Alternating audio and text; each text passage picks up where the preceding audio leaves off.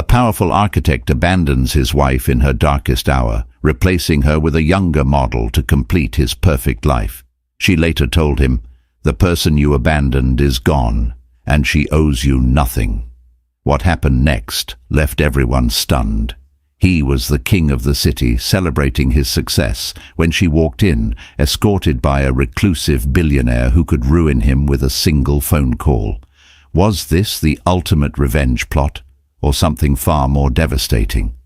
This is the story of how an empire built on lies crumbled, and a woman forged her own in truth. Before we begin, let us know where you're watching from in the comments below. It's always fascinating to see where everyone is tuning in from around the world. Now, let's dive in. The Vance Architecture Annual Gala was less a party and more a coronation.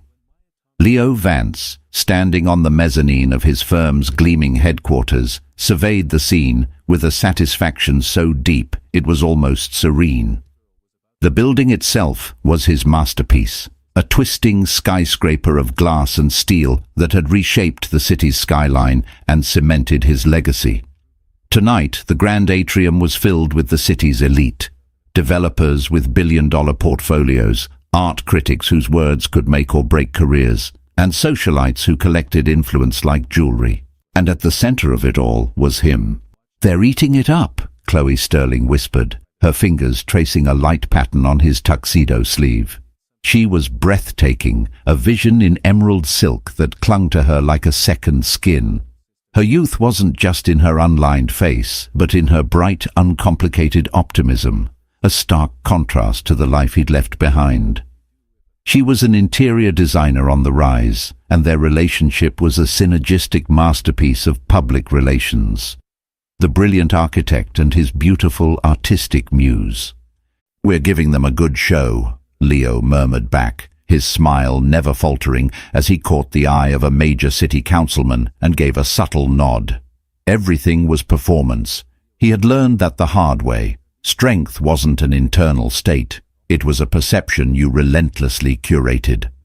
His gaze swept the room again, cataloguing his victories. The Sterling Tower project, his most ambitious yet, was a week from breaking ground. He had just landed the cover of Architecture Digest. He had Chloe. He had finally, definitively won.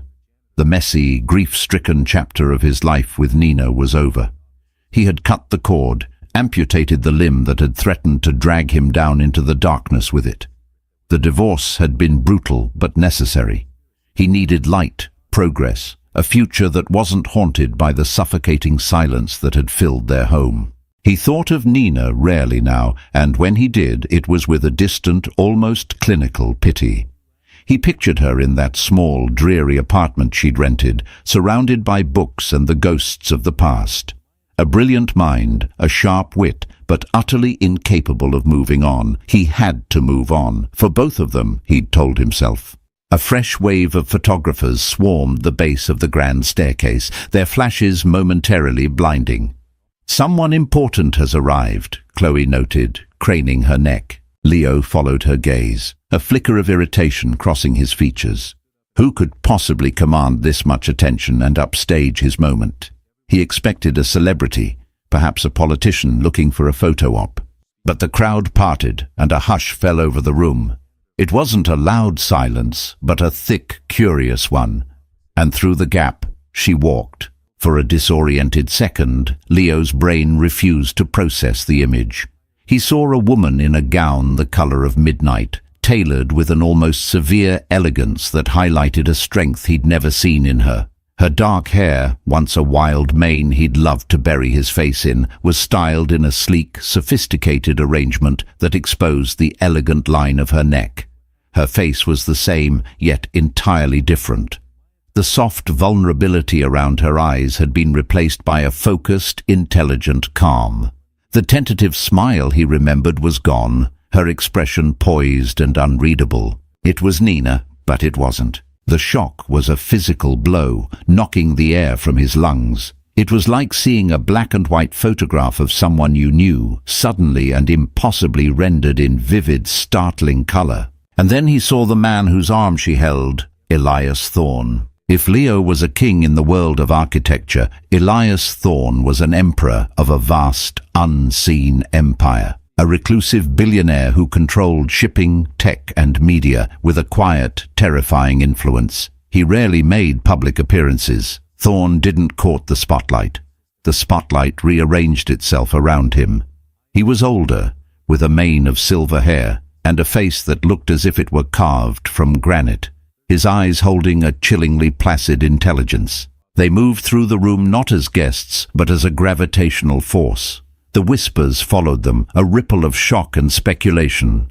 Nina Reyes, with Elias Thorne. Leo felt Chloe's hand tighten on his arm.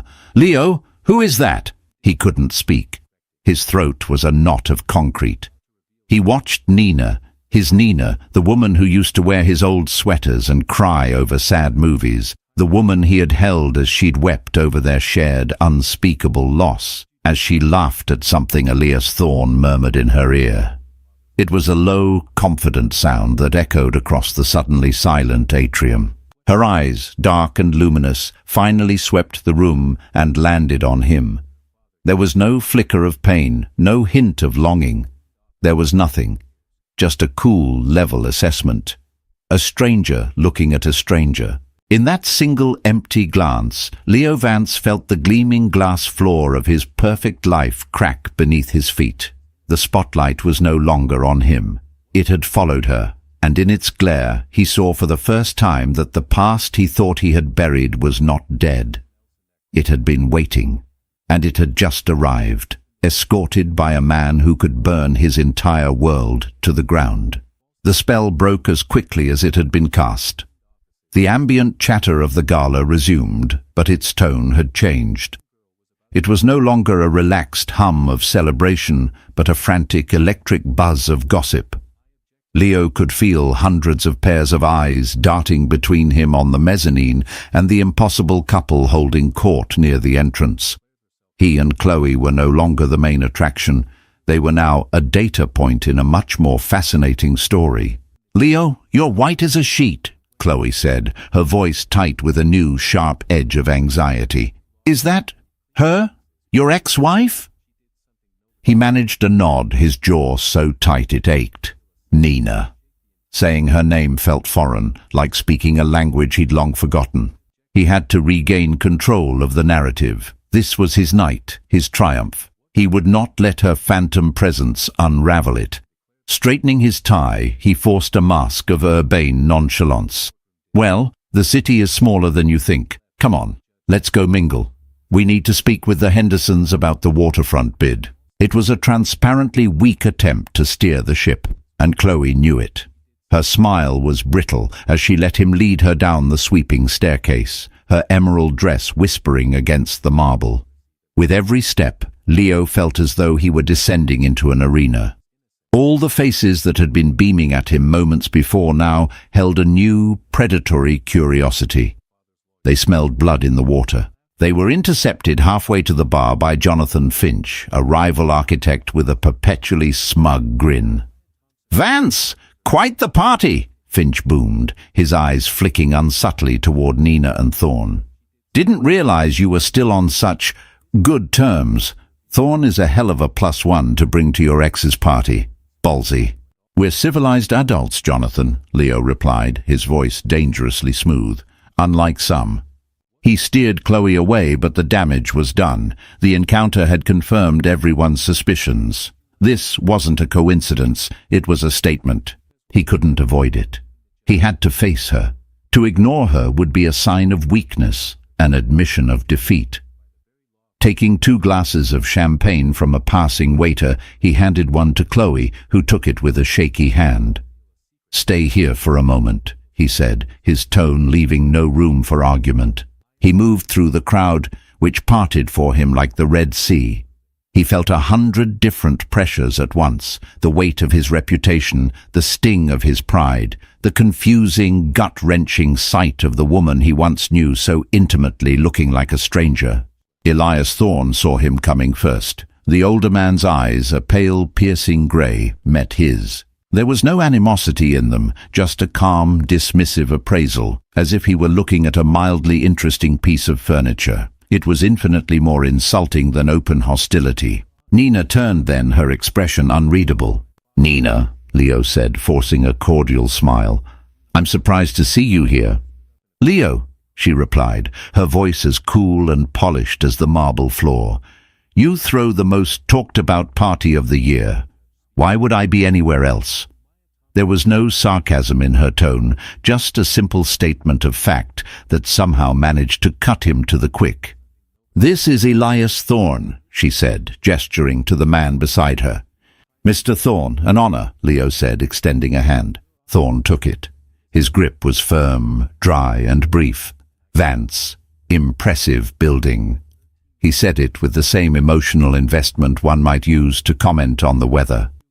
It was a compliment designed to feel like a dismissal. "And you are Chloe Sterling," Nina said, her eyes finally moving to acknowledge Chloe, who had drifted closer, unable to stay away. "I've seen your work. Your use of color is very bold." "Thank you," Chloe managed, looking completely out of her depth. She was a weapon in a battle she hadn't known she was fighting, and she was suddenly facing a battleship. The four of them stood in a pocket of suffocating silence, the party raging around them. It was a tableau of past and present, a collision of two worlds Leo had fought desperately to keep separate. He looked at Nina, really looked at her, searching for a flicker of the woman he'd left.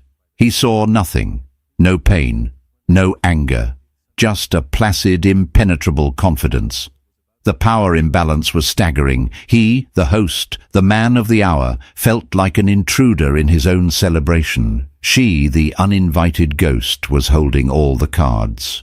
"Well, we won't keep you," Nina said finally, a hint of a smile touching her lips as she turned back to Thorne. "Enjoy your evening, Leo. It's a remarkable achievement." And with that, they turned and walked away, melting back into the crowd, leaving Leo and Chloe in their wake.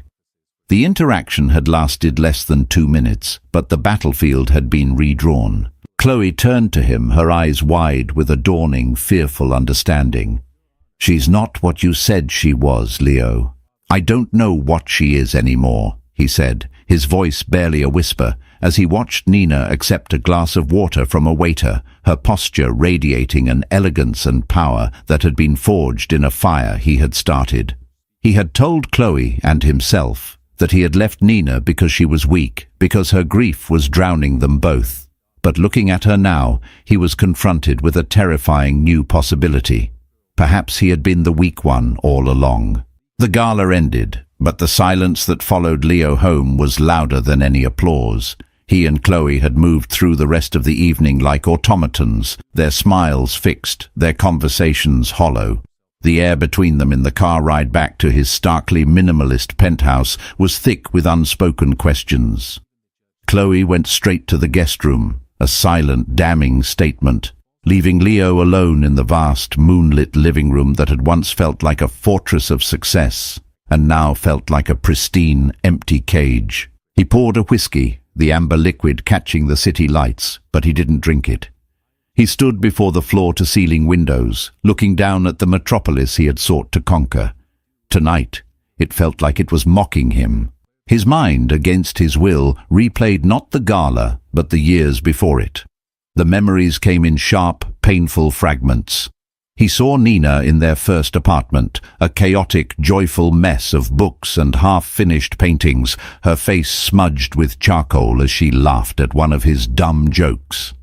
He remembered her hunched over her laptop at 3 a.m., chasing a lead for an investigative piece with a fierce tenacity that had both intimidated and thrilled him.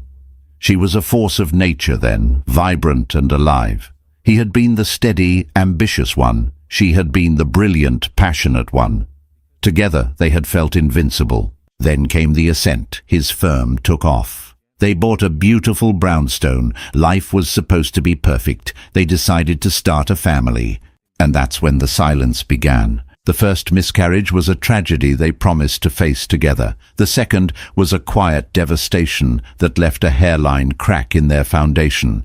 The doctor's appointments, the hushed clinical language of infertility, diminished ovarian reserve, low probability, became the new soundtrack of their lives.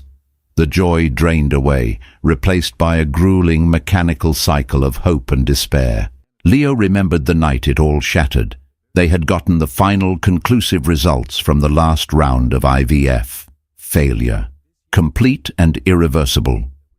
He had come home to find Nina in the nursery they had painted a hopeful sunshine yellow. She wasn't crying. She was just standing in the middle of the room, her hand resting on the empty crib, her expression utterly vacant. "It's over, Leo," she had whispered, not looking at him. He, who built monuments of strength out of concrete and steel, could not bear the sight of her brokenness. It was a mirror, reflecting his own crushing sense of failure, of inadequacy. He was a man who designed futures, and he couldn't even build the one that mattered most. "We can adopt," he'd said, his voice sounding hollow and false even to his own ears. He was offering a solution, a blueprint, when what she needed was a hand to hold in the rubble. She had finally turned to him then, her eyes filled with a grief so profound it felt like an accusation. "You don't get it," she'd said, her voice raspy. "I didn't just want a baby. I wanted our baby. I wanted to feel it, to be a part of it. And now there's just this emptiness." He couldn't handle the emptiness. It terrified him. It was a void, a failure in design. So he did what he did best. He started drawing new plans. He threw himself into his work with a desperate frenzy, working 18-hour days, taking meetings in other cities, filling his life with noise and movement to drown out the silence at home. He told himself he was providing, securing their future. But he was running. He'd left her, piece by piece, long before he packed his bags. He stopped asking how she was. He flinched away from her touch. Her quiet sorrow felt like a judgment on his inability to fix it. He began to resent her for it, for being a living reminder of their shared failure. The final conversation was brutally civil. He'd told her he wasn't happy, that they had become different people, that they were holding each other back. All polite, meaningless euphemisms for the ugly truth. "Your grief is too heavy for me. I want to be happy, and you are the embodiment of my unhappiness." She hadn't fought him. She had just looked at him with those tired, knowing eyes and said, "I see." He had left, and within months he had met Chloe. Bright, sunny, uncomplicated Chloe, whose only ambition was to design beautiful spaces and be seen at the right parties. She was the antidote to Nina. She was a fresh coat of paint over the water-stained walls of his past. Standing in his penthouse now, the untouched whiskey in his hand, Leo felt a wave of self-loathing so intense it made him dizzy. He hadn't left a weak woman. He had abandoned his partner in the middle of a war zone because he was a coward. He had fled the fire, and she had been forced to either burn or forge herself into something new in the flames. Tonight, he'd seen what she had become. The steel in her spine, the composure in her gaze. It wasn't a gift from Elias Thorne. It was a weapon she had forged herself in the silence and the emptiness he had left her in. And for the first time, Leo Vance, the master architect, looked at the life he had built and realized with sickening certainty that its foundations were rotten to the core. The ride from the gala was silent, but it was a comfortable silence, unlike the one suffocating Leo in his penthouse across town. Nina Reyes leaned her head against the cool leather of Elias Thorne's Bentley, the city lights painting fleeting streaks across her face. The adrenaline of the evening was beginning to fade, leaving a familiar, quiet ache in its place. "Are you all right?" Elias asked, his voice a low rumble that never seemed to demand an answer, only to offer the space for one. "I'm fine," Nina said, and she was surprised to find it was mostly true. "It was less than I expected, and more." Elias gave a slight, knowing nod. "He's smaller than you remember, isn't he? They always are, once you're on the outside looking in." That was it, precisely. Leo, who had once been her entire world, a titan in her eyes, now just seemed like a man in an expensive suit, desperately trying to convince everyone of his own importance. The power he projected was a hollow shell.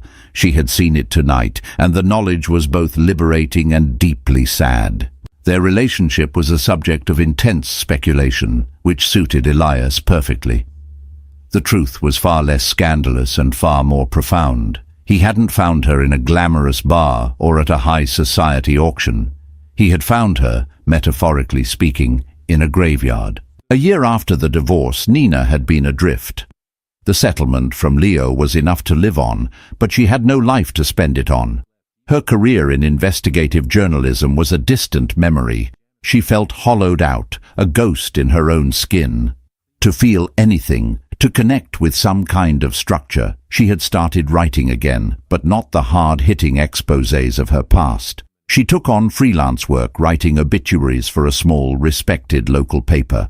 She found a strange solace in it, in chronicling the lives of others, their loves, their achievements, their quiet, everyday moments. She poured her skill into it, crafting beautiful, poignant tributes to strangers. One of those strangers was a quiet, unassuming accountant who had worked for one of Elias Thorne's subsidiary companies for 40 years. Days after it was published, she received an email. The sender was E. Thorne. The message was simple.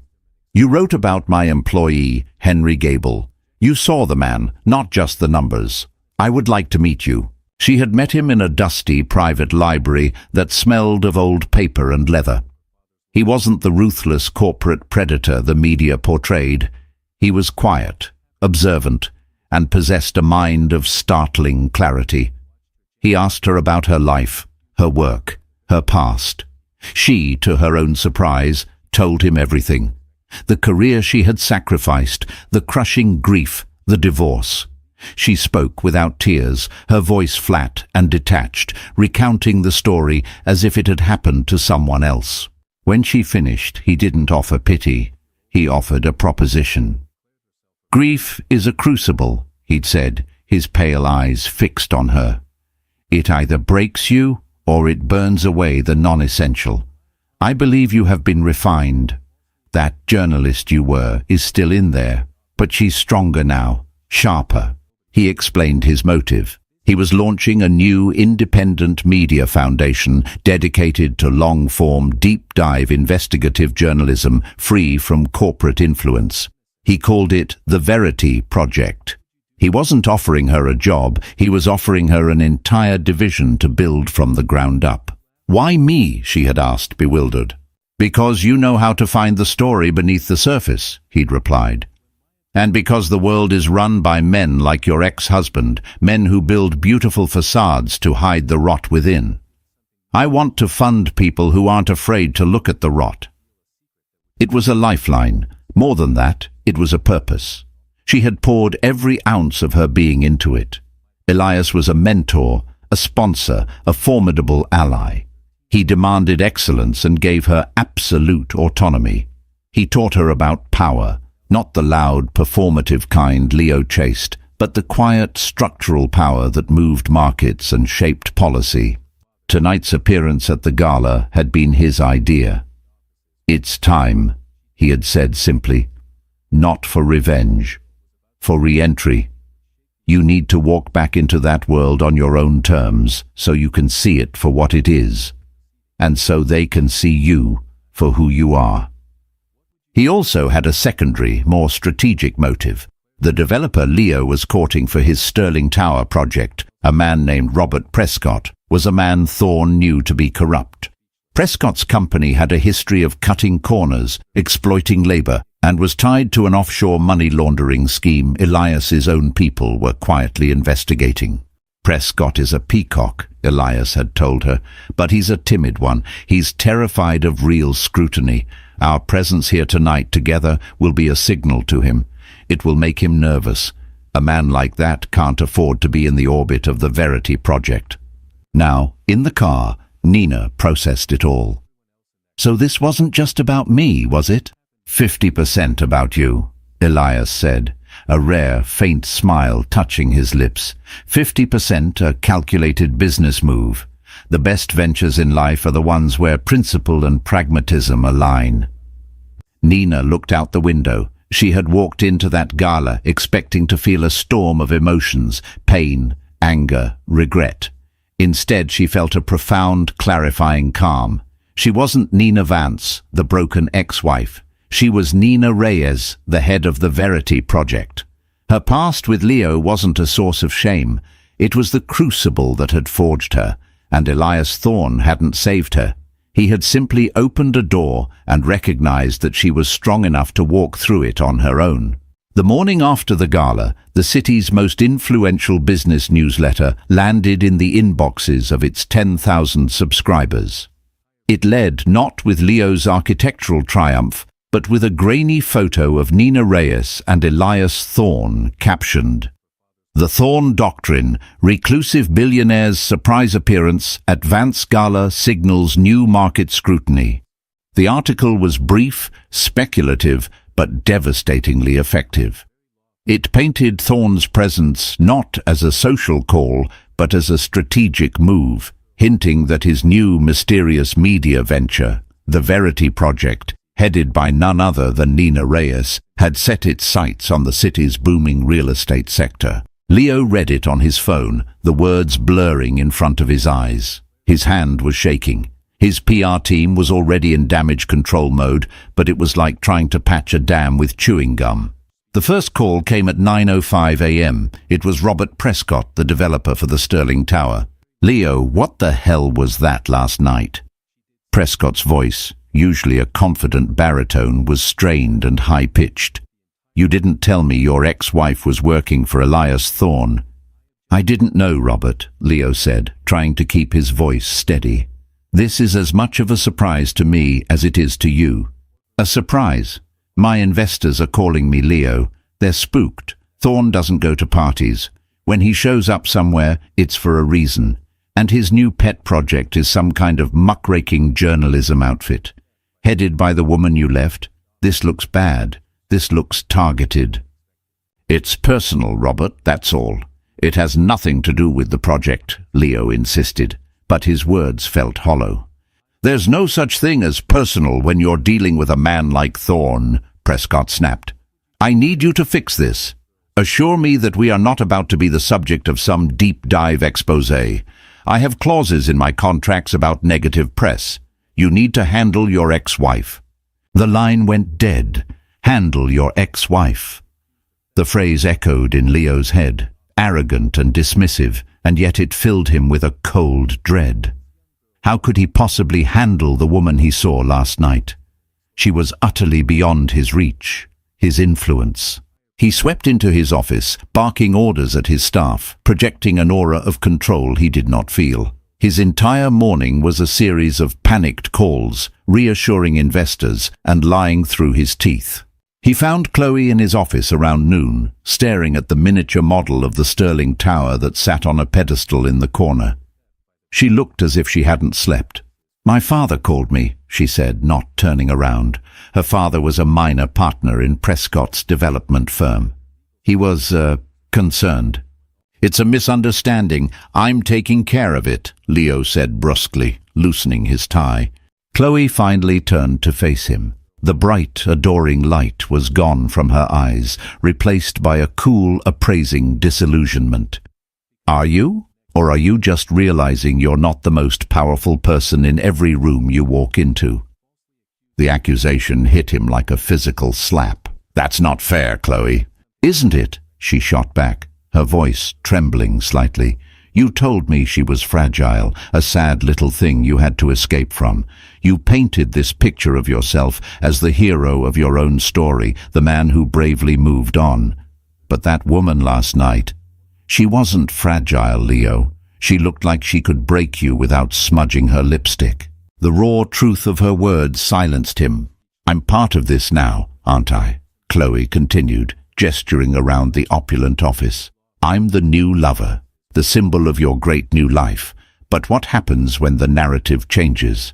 What happens when everyone starts to see you not as the man who escaped, but as the man who made a powerful enemy out of his own wife? Where does that leave me?" She wasn't just hurt, she was afraid. She had hitched her wagon to his star, believing it was the brightest in the sky. Now she was seeing the shadow of a much larger planet eclipsing it, and she was terrified of being left in the cold darkness. "I built this company from nothing," Leo said, his voice low and intense, a desperate attempt to reassert his dominance. I will not let her or Thorn jeopardize it over some petty personal vendetta." "You still don't get it," Chloe said with a sad, bitter laugh. "You think this is about you. You walked out on her after you'd lost a child, Leo. That's not a petty personal issue. Maybe this isn't a vendetta. Maybe this is just her life. A life she built after you destroyed the first one. And it turns out it's a much bigger, more impressive life than yours." She picked up her purse from his leather sofa. "I think I need to stay at my own place for a while," she said quietly. "I need to think." She walked out, the click of the closing door echoing in the cavernous office. Leo stood alone, staring at the model of his crowning achievement. The Sterling Tower. A monument to his ambition, his vision, his power. For the first time it looked fragile, like a child's toy that a careless hand could sweep aside. The cracks in his perfect life were no longer invisible. They were chasms, and he was standing at the edge of one, staring into a terrifying, free fall. The offices of the Verity Project were the antithesis of Vance architecture. Housed in a converted red brick warehouse in a less fashionable part of the city, the space was open, functional, and humming with a quiet, focused energy. There were no marble floors or pretentious sculptures, only rows of simple desks, whiteboards covered in frantic scrawls, and the constant low murmur of keyboards and determined voices. This was Nina's kingdom, built not on aesthetics, but on purpose. She stood at the head of a long conference table, leading a pitch meeting for a new investigation. Her team, a mix of hungry young reporters and seasoned veterans she'd coaxed out of retirement, listened intently. She was in her element here, sharp, incisive, guiding the conversation with a deft hand. She was dissecting a complex web of shell corporations and public land deals, her mind clear and focused. Leo Vance and the glittering world of the gala felt a million miles away. But the past was never truly gone. It was just baggage, and some days it was heavier than others. Later that evening, long after her team had gone home, Nina was cleaning out an old digital folder on her personal laptop, a task she'd been avoiding for years. It was labeled simply Drafts. It was a digital graveyard of unfinished articles, half-formed ideas, and emotional outpourings from the darkest period of her life. Her cursor hovered over one file name, Letter to L Final V3.docs. Her heart gave a painful thud. She hadn't opened this document in over 2 years. She should have deleted it long ago. It was a relic from a different person, a ghost she didn't want to entertain. But tonight, for some reason, she felt a pull. Perhaps it was seeing him, seeing how little he had changed, that made her curious about how much she had. She clicked it open. The words filled the screen, raw and unpolished, a direct transmission from the depths of her pain. "Leo, it's 3:17 a.m. I know you hate it when I work this late. Nothing good happens after midnight, you always say. But I can't sleep. The silence in this house is a physical thing. It presses down on me. I keep thinking if I stay perfectly still, I'll hear your key in the lock or your footsteps on the stairs, but there's nothing. I'm trying to understand. I keep replaying our last conversation in my head, searching for a clue I missed. You said we'd grown apart. You said you weren't happy, but it feels bigger than that. It feels like you looked at our life, at the wreckage of our dream, and you decided I was part of the wreckage, something to be cleared away so you could build something new. Was I so hard to look at? Was my sadness so repulsive? I know I wasn't myself. I felt like a stranger in my own body. Some days just breathing felt like a monumental effort, but you were the one person I thought would stay in the trenches with me. I never thought you would be the one to wave a white flag and walk off the battlefield, leaving me surrounded. I look at the yellow nursery. I haven't been able to paint over it. It feels like sacrilege. It was the last thing we built together. It was our hope, solidified into color. Now it's just a room, a monument to what we lost. What we lost, Leo. Not what I lost. It was ours. The grief was ours, but you handed it all to me like it was a heavy suitcase you no longer wanted to carry, and then you walked away, free and unburdened. I don't know who you are anymore, and I think the most terrifying part is that I don't think you know who I am either. You see a broken, sad woman. You don't see the person who is still in here screaming to get out. You don't see the fight. I hope you find the happiness you're looking for. I truly do. But I wonder if you'll ever realize that happiness isn't a structure you can build. It's a garden you have to tend, even when the ground is barren and the sky is grey. You abandoned our garden, Nina. Tears pricked her eyes, hot and sharp. She hadn't cried over him in a long, long time. These weren't tears for the man he was now, but for the man he had been, and for the woman who had loved him so much she had written his name over every blueprint of her future. She closed the document. She didn't delete it. It was a part of her story. The woman at the gala, the leader of the Verity Project, did not exist without the woman who wrote that letter. Her strength wasn't an absence of wounds. It was the scar tissue that had grown over them, tough and resilient. She had fought. Alone, in the silence, she had fought for her own survival, and she had won. Elias hadn't given her strength. He had simply recognized the strength she already possessed. The ache in her chest was real, but it was a phantom pain, a memory of an amputation. The limb was long gone. She had learned to live without it. In fact, she had learned to run. And as she shut down her computer and walked out into the cool night air, Nina Reyes knew, with a certainty that settled deep in her bones, that she was never, ever looking back. 2 weeks after the gala, Leo's world had shrunk. The Sterling Tower project was indefinitely stalled. Robert Prescott wasn't returning his calls. Investors were pulling back, spooked by the mere shadow of Elias Thorne. The buzz around his firm had turned from admiration to morbid speculation. He felt like a ship taking on water, frantically bailing with a teaspoon. Chloe had not come back. They'd had a few stilted, painful phone calls that all ended in the same impasse. She couldn't be with a man whose foundation was cracking, and he couldn't admit it was. Desperate, Leo did the one thing he felt he had left to do. He called Nina's office. He didn't ask for her.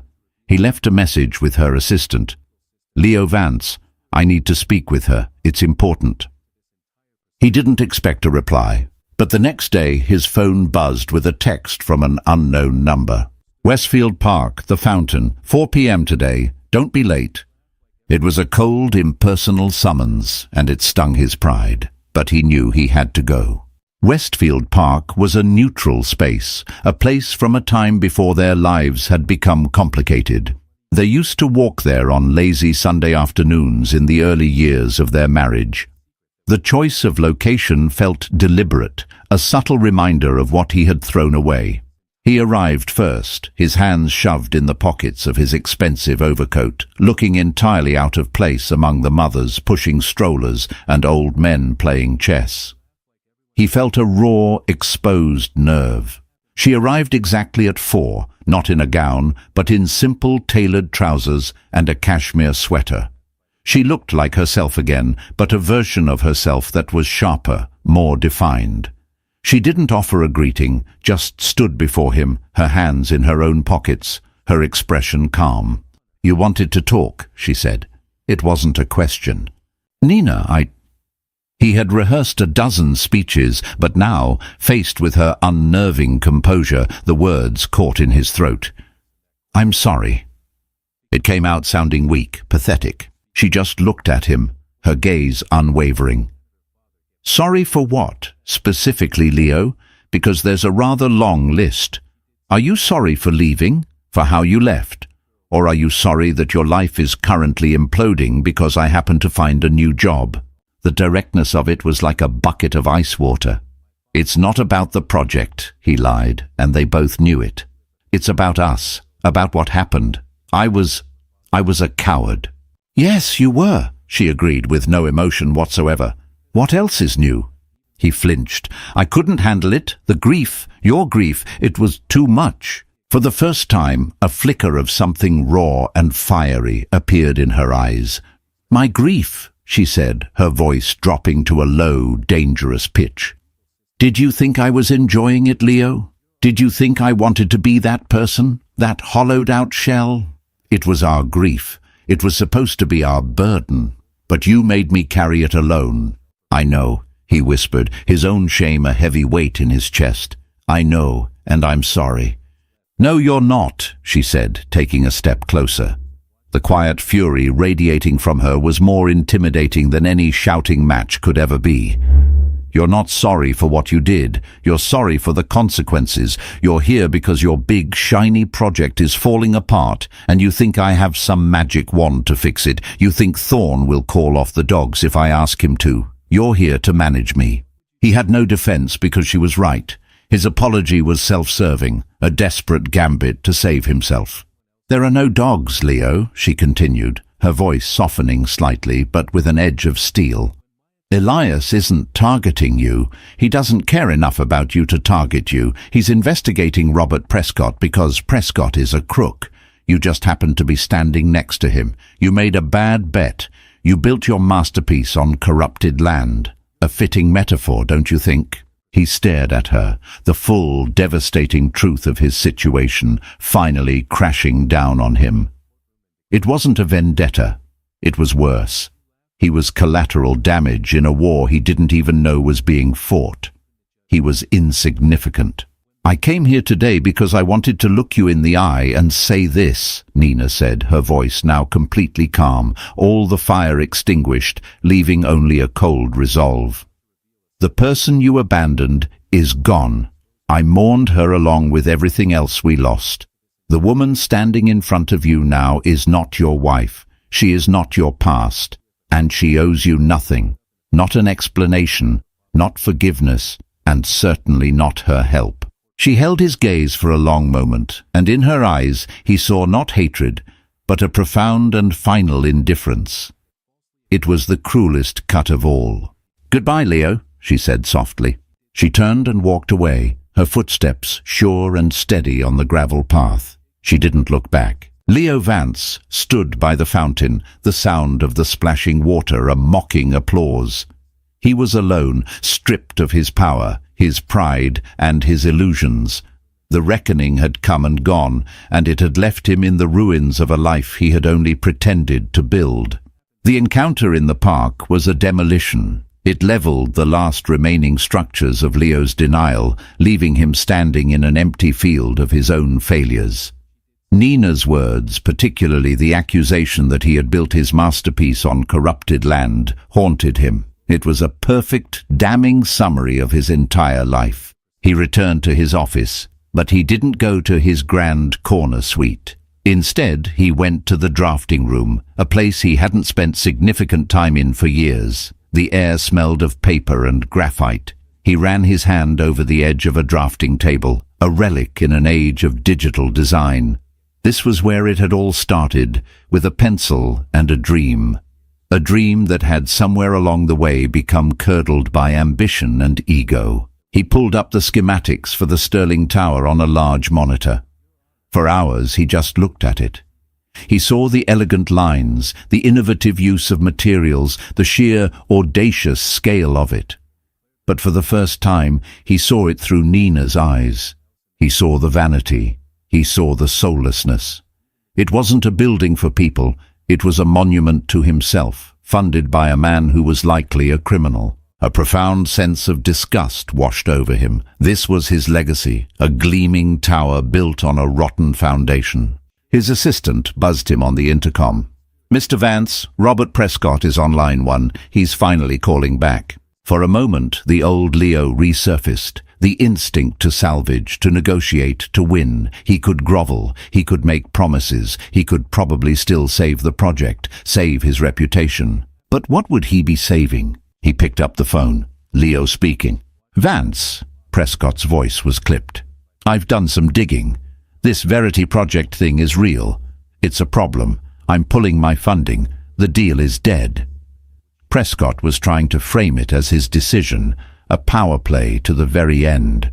The old Leo would have argued, threatened, fought, The new Leo, the one standing in the rubble of his own making, felt a strange, unexpected sense of relief.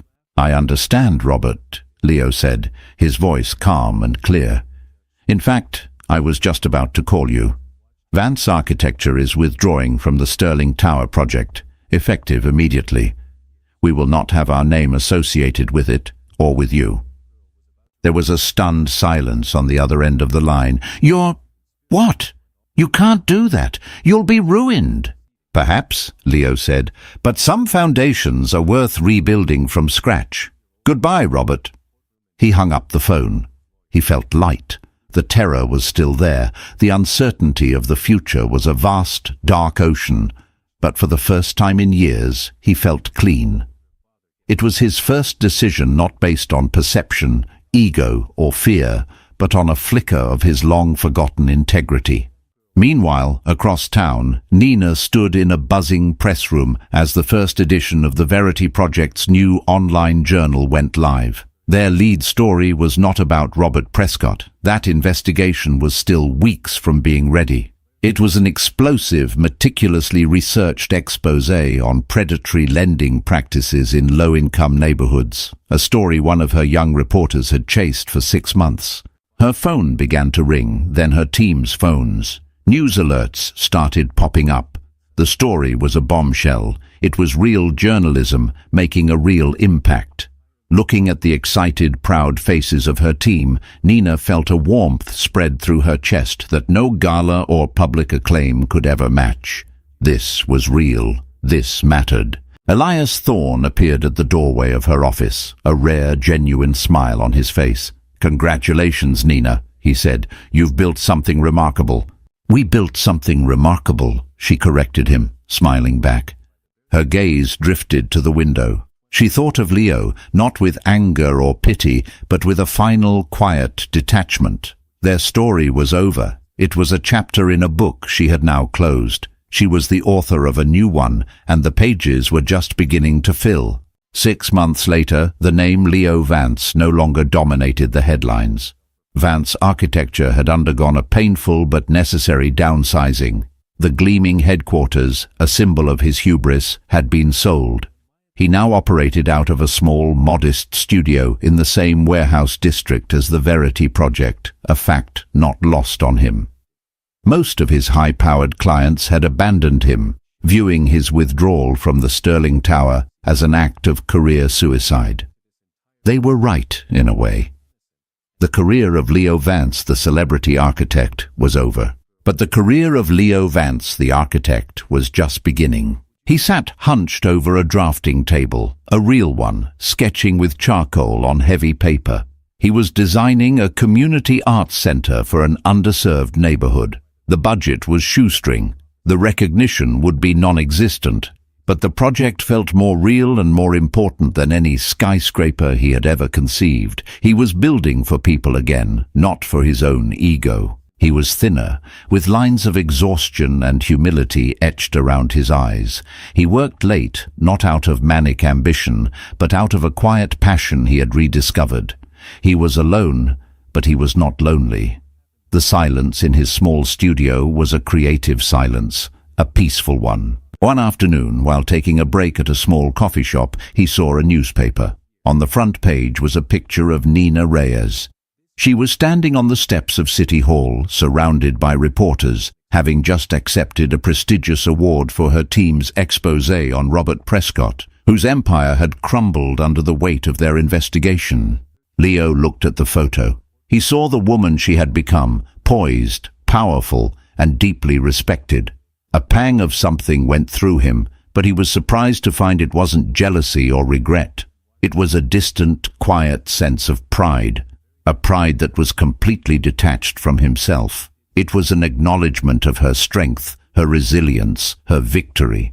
She had not only survived the fire he had left her in, she had emerged from it and learned to command the flames.